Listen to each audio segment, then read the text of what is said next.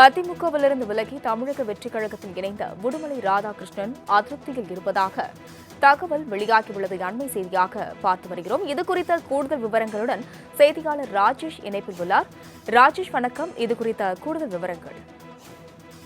அஸ்வினி வணக்கம். அதிமுகவிலிருந்து விலகி தமிழக வெற்றி கழகத்தில் இணைந்த முன்னாள் அமைச்சர்கள் சி விஜயபாஸ்கர் மற்றும் எம்.ஆர். விஜயபாஸ்கர் ஆகியோருக்கு பொறுப்புகள் என்பது வழங்கப்பட்டிருக்கிறது. இந்த நிலையில்தான் முன்னாள் அமைச்சர்களாக இருக்கக்கூடிய உடுமலை ராதாகிருஷ்ணன், கடம்பூர் ராஜு உள்ளிட்டோரும் இவர்களுக்கு முன்பாகவே தமிழக வெற்றி கழகத்தில் இணைந்தார்கள். ஆனால் அவர்களுக்கு எந்தவிதமான பொறுப்பும் வழங்கப்படவில்லை. இதனால் அவர்கள் அதிருப்தியில் இருப்பதாக இன்று செய்திகள் எல்லாம் வெளியாகியிருந்தது. இதற்கு உடுமலை ராதாகிருஷ்ணன் விளக்கம் அளித்திருக்கிறார். குறிப்பாக அவர் மாலை முரசு தொலைக்காட்சிக்கு அளித்த விளக்கத்தில், தமிழக வெற்றி கழகத்தில் இணையும் பொழுது எந்தவிதமான பொறுப்பும் எதிர்பார்த்து நான் இணையவில்லை.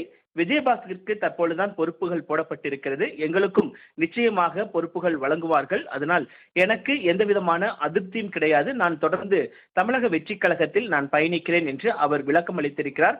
குறிப்பாக உடுமலை ராதாகிருஷ்ணனாக இருக்கட்டும், அதே போல கடம்பூர் ராஜாவாக இருக்கட்டும், இவர்கள் இருவருமே அதிருப்தியில் இருப்பதாக இன்று காலை செய்திகள் எல்லாம் வெளியாகி இருந்தது. அதற்கு விளக்கம் அளிக்கும் வகையில் உடுமலை ராதாகிருஷ்ணன் இந்த விளக்கத்தை அளித்திருக்கிறார். குறிப்பாக தமிழக வெற்றி கழகத்தில் இணைந்திருக்கக்கூடிய சூழலில் எங்களுக்கான பொறுப்புகள் வழங்கப்படும், நாங்கள் காத்திருக்கிறோம். அதே நேரத்தில் தமிழக வெற்றி கழகத்தில் இணையும் பொழுதே நாங்கள் எந்த விதமான பொறுப்பும் எதிர்பார்த்து நாங்கள் அந்த கழகத்தில் இணையவில்லை.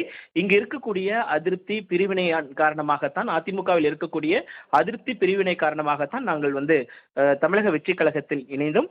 அதனால் தற்பொழுது எங்களுக்கு எந்த விதமான அதிருப்தியும் கிடையாது. பொறுப்புகள் எங்களுக்கு நிச்சயமாக வழங்கப்படும். அது வரைக்கும் நாங்கள் பொறுமையாக இருப்போம் என்று, மக்கள் பணியை செய்து கொண்டிருப்போம் என்று அவர் தெரிவித்திருக்கிறார். அஸ்வினி. ராஜேஷ், விவரங்களுக்கு நன்றி.